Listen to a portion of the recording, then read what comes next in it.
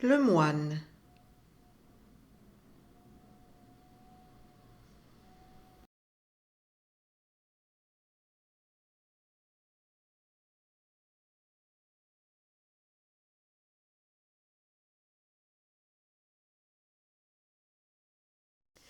Première partie du livre, quatrième partie du deuxième chapitre.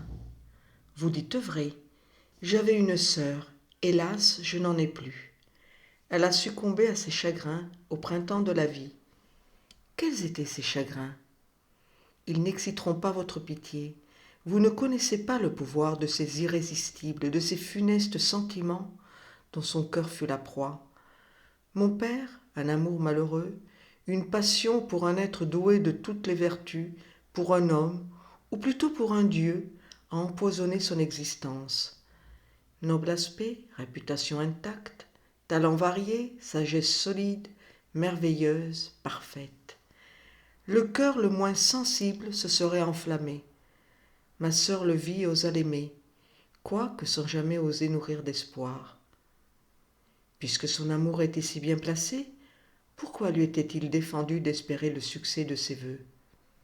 Mon père, avant de le connaître, Giuliano avait déjà engagé sa foi à une fiancée toute belle, toute céleste. Cependant ma sœur l'aimait toujours, et pour l'amour de l'époux, elle adorait la femme. Un matin, elle trouva moyen de s'échapper de la maison de notre père. Vêtue d'humbles habits, elle se présenta comme domestique à l'épouse de son bien-aimé, et elle fut acceptée. Depuis lors, elle le voyait à tout instant. Elle s'efforça de s'insinuer dans ses bonnes grâces. Elle y réussit. Ses prévenances attirèrent l'attention de Giuliano. Les cœurs vertueux sont toujours reconnaissants, et il distingua Mathilda entre ses compagnes. Et vos parents ne firent-ils point de recherche? Se soumirent-ils avec résignation à leur perte, et n'essayèrent-ils point de retrouver leur fille fugitive? Avant qu'ils n'y parvinssent, elle se découvrit elle-même. Son amour était trop violent pour rester caché. Toutefois, elle n'enviait pas la possession de Giuliano. Elle n'ambitionnait qu'une place dans son cœur. Dans un moment d'oubli, elle confessa son affection. Mais qu'obtint-elle en retour? Épris de sa femme, et croyant qu'un regard de pitié accordé à une autre serait un vol qu'il lui ferait, il chassa Mathilda de sa présence. Il lui défendit de jamais reparaître devant lui. Sa sévérité brisa ce faible cœur. Elle retourna chez mon père, et peu de mois après, on la mit au tombeau. Malheureuse fille, assurément son destin fut trop rigoureux, et Giuliano trop cruel. Le pensez-vous, mon père? S'écria vivement le novice. Pensez-vous qu'il fut trop cruel? Sans aucun doute, et je la plains bien sincèrement. Vous la plaignez? Vous la plaignez? Oh mon père, alors plaignez-moi. Le prieur fit un mouvement. Mais après une courte pause, Rosario ajouta d'une voix troublée. Oui, plaignez-moi, car mes souffrances sont encore plus grandes. Ma sœur avait un ami véritable, qui compatissait à la violence de ses sentiments et ne lui reprochait pas son impuissance à les maîtriser. Et moi je n'ai pas d'amis. Le vaste univers ne contient pas un cœur qui veuille participer aux souffrances du mien. En prononçant ces paroles, il avait sangloté. Le prieur en fut ému. Il prit la main de Rosario et la serra avec tendresse. Vous n'avez pas d'amis, dites-vous? Qui suis-je donc? Pourquoi ne pas vous fier à moi? Et que pouvez-vous craindre? Ma sévérité? En ai-je jamais usé avec vous? La dignité de mon habit? Rosario, je mets de côté le moine et vous invite à ne me considérer que comme votre ami, comme votre père. Je puis bien prendre ce titre, car jamais père ne veilla sur son enfant avec plus de tendresse que je n'ai fait sur vous. Du moment où je vous ai vu, j'ai éprouvé des sentiments jusqu'alors inconnus à mon cœur. J'ai trouvé dans votre société un charme qu'aucune autre n'avait pour moi. Et lorsque j'observais l'étendue de votre esprit et de vos connaissances, je m'en suis réjoui, comme un père se réjouit des progrès de son fils. Bannissez donc vos craintes, ouvrez-vous à moi. Parlez, Rosario, et dites que vous avez confiance en moi. Si mon aide ou ma compassion peut alléger votre infortune, la vôtre le peut, la vôtre seule. Ah mon père, combien je voudrais vous dévoiler mon cœur, combien je voudrais vous déclarer le secret qui m'écrase de son poids. Mais j'ai peur, j'ai peur. De quoi, mon fils?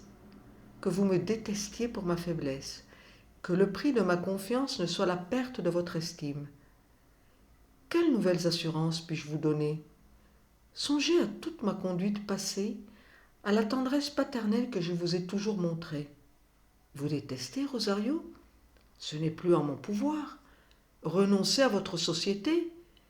Ce serait me priver du plus grand plaisir de ma vie.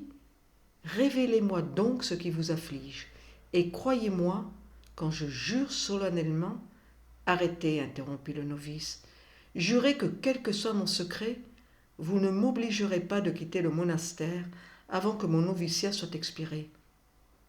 Je le promets sur ma foi. Et comme je vous garderai ma parole, que le Christ garde la sienne au genre humain. Maintenant donc, expliquez-moi ce secret et comptez sur mon indulgence. Je vous obéis. Sachez donc, ô combien je tremble de prononcer ce nom, écoutez-moi avec commisération, vénérable Ambrosio, fouillez dans votre cœur, ramassez-y les moindres parcelles d'humaine faiblesse, afin d'apprendre à compatir à la mienne. Mon père, continua-t-il en se jetant aux pieds du moine, dont il pressait avec transport les mains sur ses lèvres, tandis que l'agitation pour un moment étouffait ses paroles. Mon père, continua-t-il d'une voix défaillante, je suis une femme. À cet aveu inattendu, le moine tressaillit. Le faux Rosario était prosterné à terre, comme attendant en silence la décision du juge. D'une part l'étonnement, de l'autre l'appréhension, les enchaîna pour quelques minutes dans la même attitude, comme s'ils avaient été touchés par la baguette d'un magicien. Enfin, revenant de sa confusion, le moine quitta la grotte et s'enfuit précipitamment vers le couvent. Son mouvement n'échappa pas à la suppliante. Elle se releva, s'élança après lui, le rejoignit et lui barra le passage en lui embrassant les genoux. Ambrosio essaya en vain de se dégager de cette étreinte. « Ne me fuyez pas, cria-t-elle, ne m'abandonnez pas à l'impulsion de mon désespoir. Écoutez la justification de mon imprudence. L'histoire de ma sœur est la mienne. Je suis Mathilda, vous êtes celui qu'elle aime. » Si la surprise d'Ambrosio fut grande au premier de ses aveux, elle passa au second toutes les bornes. Stupéfait, interdit et irrésolu, il se trouva incapable de prononcer une syllabe et resta muet à regarder Mathilda. Elle en profita pour continuer son explication en ces termes. « Ne pensez pas, Ambrosio, que je vienne dérober vos affections à votre fiancé. Non, croyez-moi. La religion est seule digne de vous, et il s'en faut que Mathilda veuille vous détourner des sentiers de la vertu. Ce que je sens pour vous n'est point un amour impur. Je soupire après la possession de votre cœur, et je ne convoite pas la jouissance de votre personne. Daignez écouter ma défense. Peu d'instants vous convaincront que cette sainte retraite n'est point souillée par ma présence, et que vous pouvez m'accorder votre compassion sans enfreindre vos vœux. » Elle s'assit. Ambrosio, sachant à peine ce qu'il faisait, suivit son exemple et elle reprit. « Je suis d'une famille distinguée. Mon père était chef de la noble maison de Villanegas.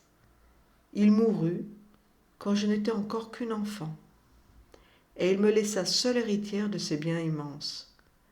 Jeune et riche, je fus recherchée en mariage par les plus nobles gens de Madrid, mais aucun ne réussit à gagner mon affection. J'avais été élevée sous la surveillance d'un oncle, qui joignit au plus solide jugement l'érudition la plus étendue. Il prit plaisir à m'initier à une partie de son savoir. Sous ses soins, mon intelligence acquit plus de force et plus de justesse qu'il n'appartient ordinairement à mon sexe. L'habileté de mon précepteur étant secondée par ma curiosité naturelle, non seulement je fis de grands progrès dans les sciences qu'on étudie généralement, mais aussi dans celle qui ne compte que peu d'adeptes et que réprouve une aveugle superstition. Cependant, tout en travaillant à élargir la sphère de mes connaissances, mon tuteur ne négligeait pas de m'inculquer tous les principes de la morale. Il m'affranchissait des entraves du préjugé vulgaire. Il me montrait la beauté de la religion. Il m'enseignait à contempler avec adoration les purs et les vertueux. Malheur à moi, je ne lui ai que trop obéi. Dans de telles dispositions, jugez si je pouvais voir avec un autre sentiment que le dégoût, les vices, la dissipation et l'ignorance qui déshonorent notre jeunesse espagnole. Je rejetai chaque offre avec dédain. Mon cœur resta sans maître, jusqu'à ce que le hasard me conduisit dans la cathédrale des Capucins. Oh, sûrement, ce jour-là, mon ange gardien sommeilla, négligeant sa tâche. Ce fut alors que je vous vis pour la première fois. Vous remplaciez le supérieur qui était malade. Vous n'avez pu oublier le vif enthousiasme qu'excita votre sermon.